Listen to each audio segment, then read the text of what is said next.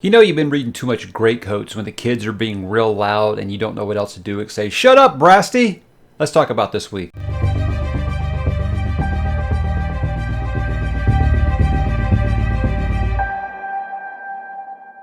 Hey, what's up, bookworms? Mike back with another weekly update talking all things that happened last week, what's going to happen next week, and what's happening right now. As always, we're going to start with what am I reading? Now, if you listen to the intro there, you obviously know I was reading the Greatcoats. I finished Night's Shadow. This is part of the channel read along. In case you don't know, I don't know why you wouldn't by now. But yes, again, the conversation maybe not as big as it was for Trader's Blade, so it does seem like a few people dropped off. But it's still really, really good. But it's also a much bigger book than the last one, so some people might not be done yet. So again, guys, drop on the Discord. The link is in the description below. If you want to join that read along, if you're already in the read along, you're not on the Discord, come on in and talk to us. It's a really good time. I'm not going to tell you too much about this book, except I really enjoyed the first book, and I like this one even more. So if that tells you anything, tells you that this could well be on its way to being one of my favorite series, depending on how the second half of the series goes. So I'm having a really good time with this. And like I said, when you start quoting things from the book around the house, it's leaving an impact. I'm also still slowly working on Dresden Files. Not allowed to show you that because it's not out yet, obviously. And I also started on the last book in the Licanius trilogy, that is the Light of All That Falls. Apparently I called it the Light of All That Fails last week, and that was a fail on my behalf. So the Light of All That Falls, and it is a big, big boy. But really, that and Dresden, all I've got left on the schedule for September as we head towards Fright Fest 2020. But that is pretty much it, guys. Also, with what am I going to read? I mean, that's it. That's it. Like I just said, Licanius and Dresden. I can't put that Dresden review up until the 29th, so I'm kind of trying to slow roll it so my enthusiasm is the same, because I don't like to pre-record videos. I like to do them and then release them almost immediately. So that's why. I know some people will get their review copies and they'll record the review and then leave it in the can for 6 months. I'm also afraid of doing that, and then like my hard drive has a failure or something. So there you go. There's the way too much behind the scenes information for you. Let's talk about this week on the channel. It was a busy week. I mean, I did 6 videos this week, and it obviously, because it was something a little special about this week, which I'll talk about last. But I continue talking about Different Seasons by Stephen King. That obviously is a very, very special book to me, and it has 4 stories in it. But I continued with Apt Pupil. Again, I know I say it every week. It's not as much interest on the channel as usual, but I love to talk about King, so I'm going to keep talking about King. But Apt Pupil, I think, is a very important and relevant book for people to read right now with what's going on in the world. And it's not for the reasons that you think. You're probably nodding your head thinking that, oh yeah, he means this. No, watch the review and you'll understand what I mean. I also did my non-spoiler review for the next First Law book by Joe Abercrombie. That is The Trouble with Peace. Comes out on Tuesday for you guys. If you want a non-spoiler review, here's the thing. If you haven't read A Little Hatred, and you tend to, I might avoid it, because there were some people who were like, oh, you said that this would be spoiler-free, and I haven't read A Little Hatred yet. Look, there are certain things when you talk about a sequel that you have to mention. So, yes, there was no spoilers for that book. There was very minimal spoilers for the original trilogy, so I guess proceed at your own risk. But again, if you've read A Little Hatred and you're just counting down the days until it comes out, I think it'll just do something more to make you hyped for it. So I like the book quite a lot, and I think that enthusiasm shows through in that review, because I can't talk about First Law and not be excited. I'll just say it left me very anxious for the final book in the Age of Madness trilogy. I did 2 Stormlight archive videos this week. You know, it is Stormlight September. I'm planning on doing, I did the Why You Should Read, and then I did 2 reviews. I did a traditional non-spoiler review for The Way of Kings, and that did pretty much what you expect. I mean, it's not really a shock that people on this channel love Sanderson content, especially the Stormlight archive. And I think after Era 2 of Mistborn was just kind of like, huh, to me. I think that it just gave me like a new reinvigorated enthusiasm to talk about my favorite world set within his Cosmere, and that is Roshar and the Stormlight Archive. And it really shows in that review. And then, of course, I did my spoiler talk for it. I thought that was the best way to do it. I'm not doing beat-by-beat reviews, summary, recap things anymore. If you try to do that with Stormlight, the video would be like almost two hours, and I don't have the time or the energy for that right now.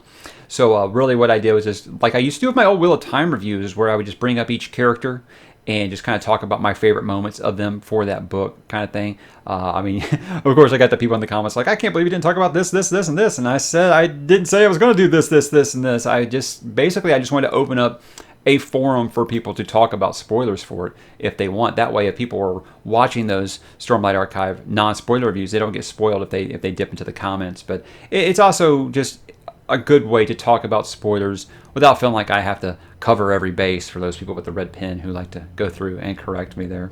But I love talking about Stormlight. But obviously the big deal for me this week was Dune.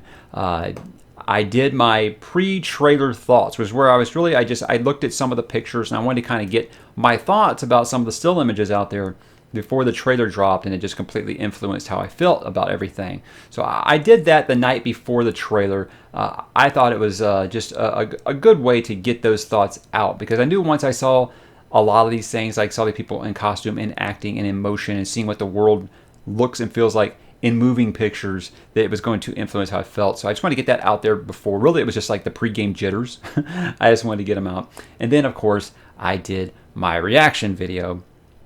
And I didn't think that anything would top the Why You Should Read Stormlight Archive video as far as traffic goes. But yeah, it's like over 20,000 views already. And I already knew that reaction videos did well.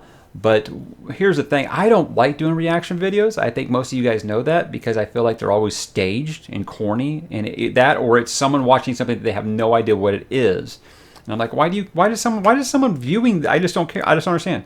Why does someone viewing this care what someone who has no idea what they're watching thinks? But again, those channels have like 100 times the subscribers I have. So obviously it's something that's very popular. But I only did it because you guys wanted me to. And from the feedback I've gotten, apparently it really paid off, because yes, I got very, very emotional in that video, and I got to take a drink now, so I'm going to show you this. Hope you guys can read it. This was sent to me by a viewer. He is on the Discord named Chris. This is, if you don't know, the Litany Against Fear.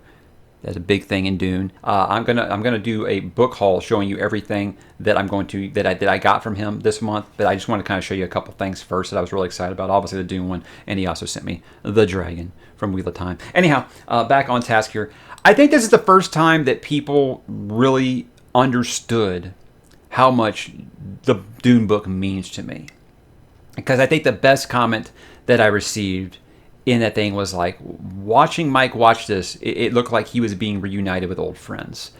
And yeah, I'm stunned that a tear didn't roll, honestly. It was very, very powerful. And it was just, you guys just don't understand how long I've been waiting for this to be done faithfully and with not on a shoestring budget.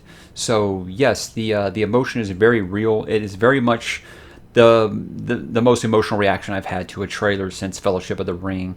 I said Force Awakens in that, and I was excited about Force Awakens, but I wasn't like on the verge of tears like I was with this one. So obviously you guys now realize how important that book is to me, and that's great, because I know I talk about it a lot, but I've never done any actual Dune content on the channel because, well, I'll talk about that another time. But there's a reason I haven't done a ton of Dune content on the channel.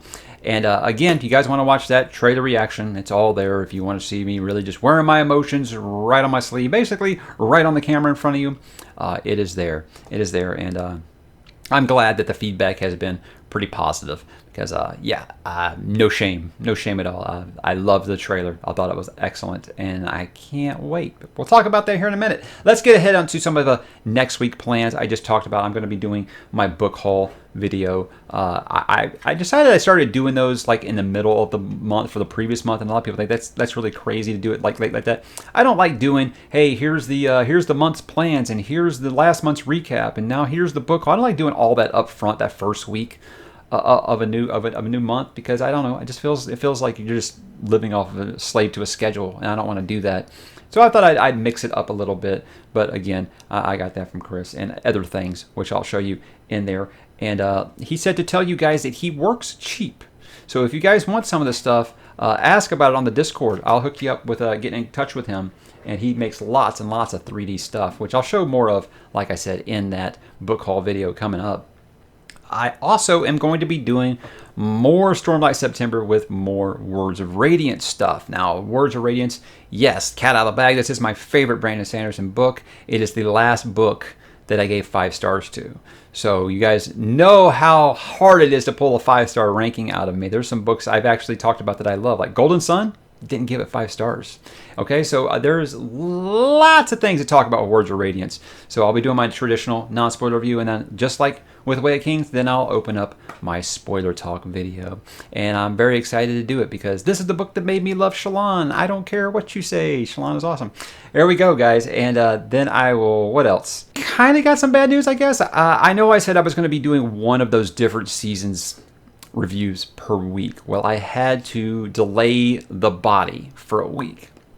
It's not for the reasons you think. It isn't because I'm just so busy with virtual learning the kids or all the Stormlight stuff or whatever. No, I had to delay it a week because due to popular demand, I am going to do a Why You Should Read for Dune. And the reason is because people, like I said, they saw in that trailer reaction video how important that book is to me. And now they're like, okay, well, gosh, you need to do something about Dune on here. And I had planned on doing this in like November or basically right before the movie released or something like that. Look, I still think the movie's getting delayed, which we'll talk about in a minute. But okay, I'm not going to do the actual reviews or whatever. But if you feel like Why You Should Read for Dune is the last push you need to read this story. I haven't done this because I've always said I try to do my Why You Should Reads for stuff I feel like are going to be people pleasers. I think it's something that people give a chance, they're going to love. I have gone on record numerous times saying I think that a lot of people that read Dune, I actually expect more people to dislike Dune than like it, especially modern readers. And that usually gets me hit with the clap back by my guy Alex about, oh, you just think we're just like stupid, young, dumb millennials? No, what that means is anybody who basically all they read is stuff from like 2010 forward, and then you go and you try to read Frank Herbert, it's going to be jarring, much like going back and reading Lord of the Rings is for a lot of people, because the prose is so different than what you're used to. So I've always avoided doing a Why You Should Read on Dune for that reason. But again, I like to give the people what they want, and they want to hear me talk about Dune. So it's really going to be more of a why I love Dune. It's just going to fly under the Why You Should Read banner because that's an established series here on the channel. But that will be happening, guys, next week. I already did cut my intro for it. It's kind of funny because it is just under 2 minutes, and it took me like 5 hours to make. So please don't skip it. I was not going to be satisfied with some of those lines unless I absolutely nailed them. So I hope you guys will enjoy it when it comes out sometime next week. Do have a little bit of movie news, and it does pertain to Dune here, and that is that Wonder Woman 1984 was delayed again because Warner Brothers are idiots. They've delayed this movie until Christmas. Do you know why that really, really sucks? Because that's Dune's spot. That's when Dune's supposed to release. And do you know that this is the same studio? So you know what's not going to happen? You're not going to have Wonder Woman and Dune released at the same time. So Dune is getting bumped. And this to me just says Warner Brothers studio execs are absolutely as clueless as I've always thought, that I've always accused them of being. Because look at the reaction to that Dune trailer. I'm not talking about my reaction. I'm talking about the world's reaction to that Dune trailer. The book has now become like the 5th best-selling book on Amazon. It's basically the most talked about movie in 2020, and now they're going to delay it because of the virus that shall not be named. Look, I kind of get that. Here's the thing. Pushing back Wonder Woman again. My God. Fucking release Wonder Woman 1984 on HBO Max. Put it on video on demand. My God, what is you guys' problems? It's basically, oh, well, they were upset with how little money Tenet made, so they want to give Tenet room to breathe. Look, that's going down every week anyways. It's not like people are going to be like, oh, well, there's nothing to go see. I guess I'll go see Tenet now. People are afraid to go to the theaters, okay? I get it. Me, you couldn't keep me from going to a theater to see Dune. But here's my biggest problem. If you just are worried about making back your money, release Wonder Woman 1984 video on demand and the theater. That way people who want to go see it in the theater and they want to risk any potential problems, they can do that. They have that option to, but also put it video on demand because it's going to make a shit ton of money, even if it's not HBO Max. If you just do it video on demand, dude, Trolls 2 made a ton of money because it got released video on demand. You don't think Wonder Woman 1984 would make a ton of money video on demand? These guys have no idea. So now you've got the most talked about movie of 2020 and you're going to delay it and kill the anticipation because you're worried that you're not going to get your money back. Look, I get it from a business standpoint why you're doing it. I just don't think that you're covering all your bases here. This is just studio execs, again, refusing to embrace the future. Cinema is dying, and I think that the virus that shall not be named has just sped that up. It really has. Me, I want to see Dune in the theater. I would rather see Dune in IMAX with super loud sound. I get that. But if you're just going to keep delaying your movies 2 months and pushing everything back, that's not going to fix anything. And I don't think cinema is ever going to be the same way ever again. I think this has permanently stunted it. So am I frustrated about it? Absolutely. Look, I want Dune to succeed. I want Dune to make its money because we aren't going to get the second half of the book if this movie doesn't make money. I just can't believe that they saw the reaction and the buzz that just a 2.5-3 minute trailer for the movie got. And they're like, okay, cool. Everyone's excited now. Let's kill it by telling them we're delaying the movie until next summer. Clowns. They are clowns. Oh my God. I don't know how the studio has been around. They've been just a shit show since the 90s. They've got some of the most incredible properties and they just continually find a way to screw it up. God damn, Warner Brothers pisses me off. Okay, that's pretty much how I felt about the whole thing. But guys, that was my week. Look, it was a really great week. I mean, I've been, ever since Denny was announced that he was doing Dune, I've been like, I can't wait to see my first snippet of this. And it's felt like forever. And following the production for this has been just about as high as anticipation for me as it was for Fellowship of the Ring, which I'll be honest, with Fellowship of the Ring, I wasn't convinced, even sitting in the theater in day one, that was going to be a great movie.